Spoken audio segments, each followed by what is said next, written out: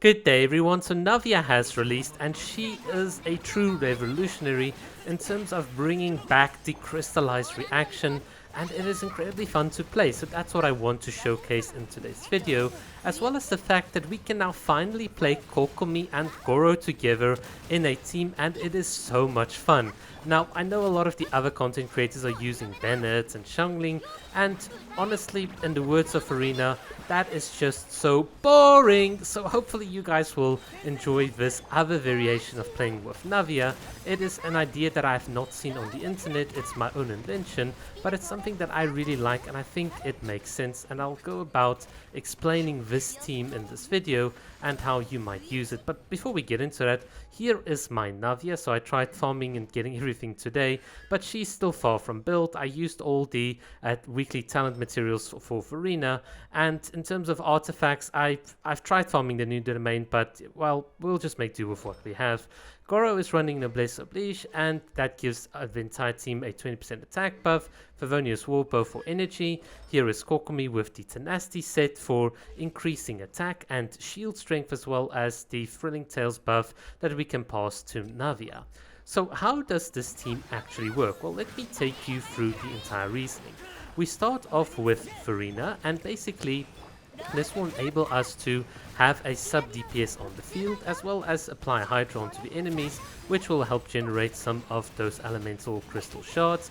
Farina uses her elemental burst, and this is where we're going to start building fanfare stacks. The idea is that as the pets start draining the HP, we can slowly start restoring the HP, so that by the time we get to Navia, we'll have a massive attack buff, and this is really where Gorou comes into play. So after you're done with Farina, you go to Gorou and you use his elemental skill and elemental burst. Now let me explain a bit how Gorou works.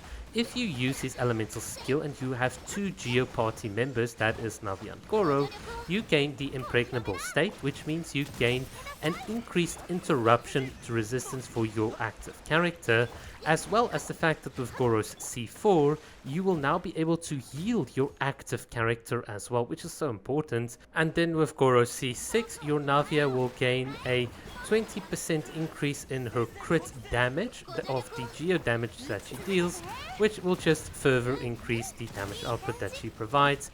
Additionally, with Gorou's elemental burst, you'll be able to generate a field that on every 1.5 seconds will pull in all of the crystallized shards reactions towards your current character, which just means that Navia will be able to deal a lot more damage because she's stacking more and more shrapnel. Now here is the part where things really become crazy, because since Gorou can obviously heal the active character, he's going to contribute towards the fanfare stacks, and then when you swap to Kokomi, you'll have that Kokomi will effectively fully heal herself from all the damage that's been inflicted by Farina's pets, which means that since Kokomi with her jellyfish or with Gorou has triggered overflow healing, Farina is going to start healing up the entire party, which will just further boost your fanfare stacks.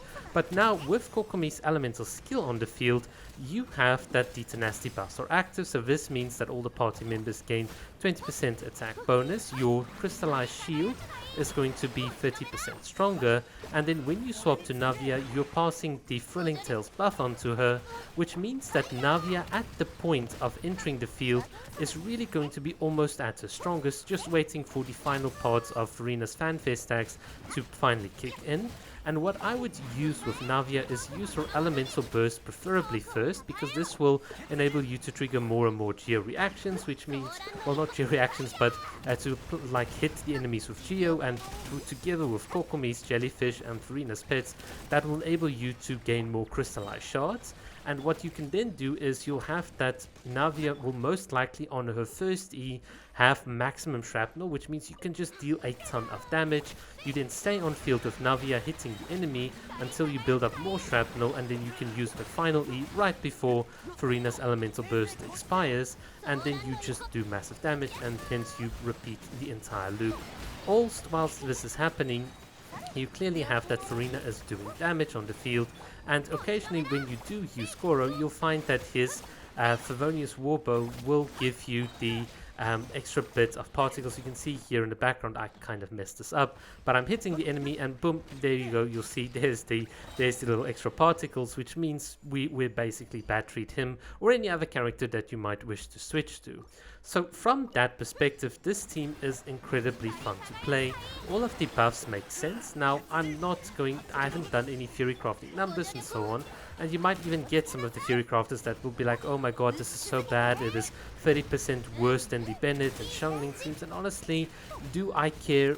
Not really. What I only care about is the fact that I can have a bit of fun. And you might say, well, what happens to poor old Kokomi? Well, in certain cases like here where the enemy's got a pyro shield, you can clearly see that my Kokomi uses her elemental burst, quickly takes care of the enemy's pyro shield, and then we are just back to normal. By the way, I'm running like this because I saw that the abyss has actually changed. You can now, if you're at the boundary, have the camera being properly placed instead of just like zooming up onto the backside of your current character, which just makes it more difficult. So props to the developers for actually fixing that. I actually like the change there. In any case, getting back to where we were, with Kokomi, you can obviously take care of some of the enemies like shields and stuff. That's the flexibility of her hydro. You can either use it or you don't need to use it. And once you've like fully healed the team as well, in the case like you saw just here in the background, you can then start again with Arena, draining the entire party's HP, swapping to Navia, hitting the enemy, and rinse and repeat. So this is what I like about this team, and this is the thing that I want to mention about what I think the developers are doing right.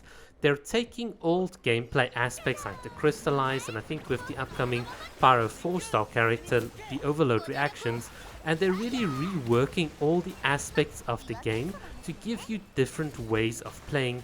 And I really like that, because having different ways of playing with characters enables more teams that you can use. But the only thing that we really now need is that additional content, that additional combat content, not just new ways of playing with the same content, but new ways of playing with new content. That would make it really, really cool. In any case, thank you guys so much for watching this video. As you see me failing to get like a very good shot here with Navia, but regardless, all I can say is Navia has been amazing, and I'm interested to know what you guys think of her as well. Thanks for watching. Cheers.